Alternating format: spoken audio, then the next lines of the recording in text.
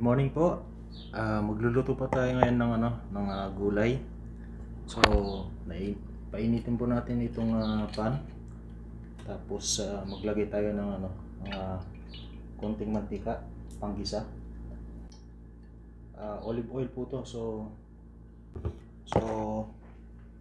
ayan, mainit na. So ilagay natin kaagad itong sibuyas.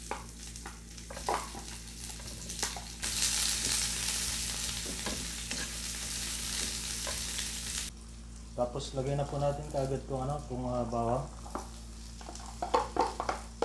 So itong recipe po natin, simpleng-simple lang, pero masarap saka masustansya kasi gulay po eh.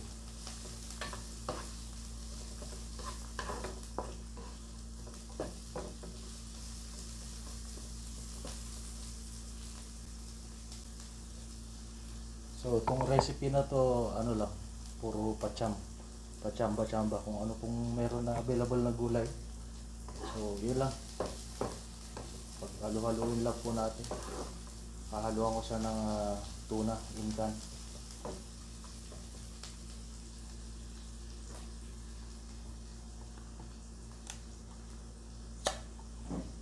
Ito po natin itong tuna in can.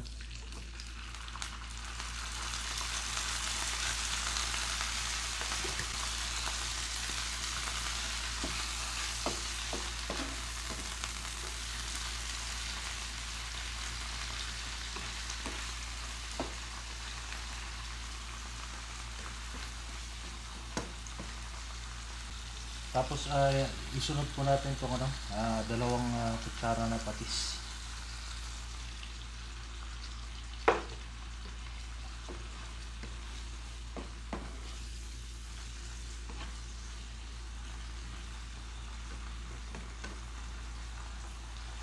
Tapos isunod na po natin itong upo.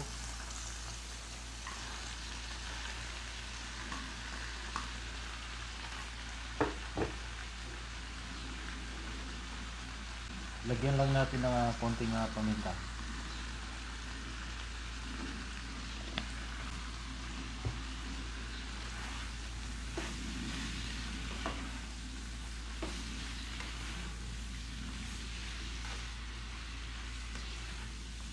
Takpan lang po natin.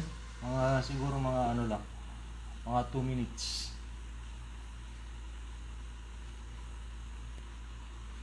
Yan, after 2 minutes po, buksan lang natin.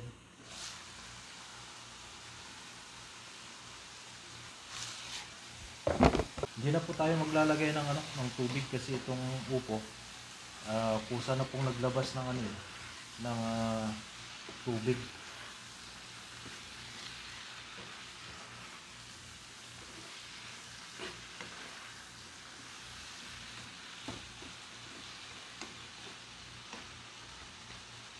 Lalagay po natin itong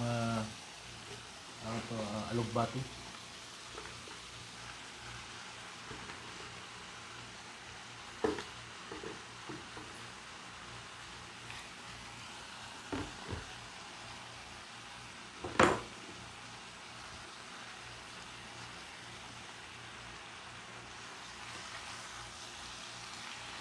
Hindi na po ako nagdagdag ng asin o yung patis na lang po na 2 kutsara kasi itong tuna po, so may lasa na yan eh.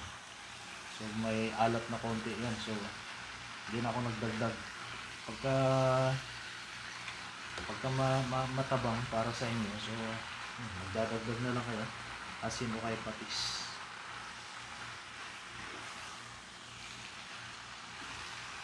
Ayan, haluin lang po natin. Tapos itong alugbati, mabilis lang po maluto ito eh. So hindi ko na po siya tatakpan. Hahaluin ko na lang na ganyan.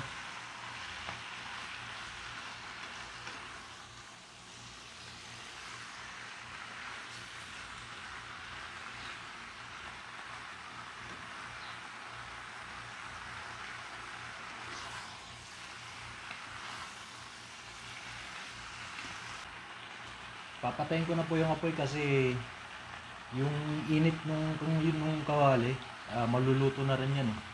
So ayaw po nating ma-overcook yung alugbati. So, ayan.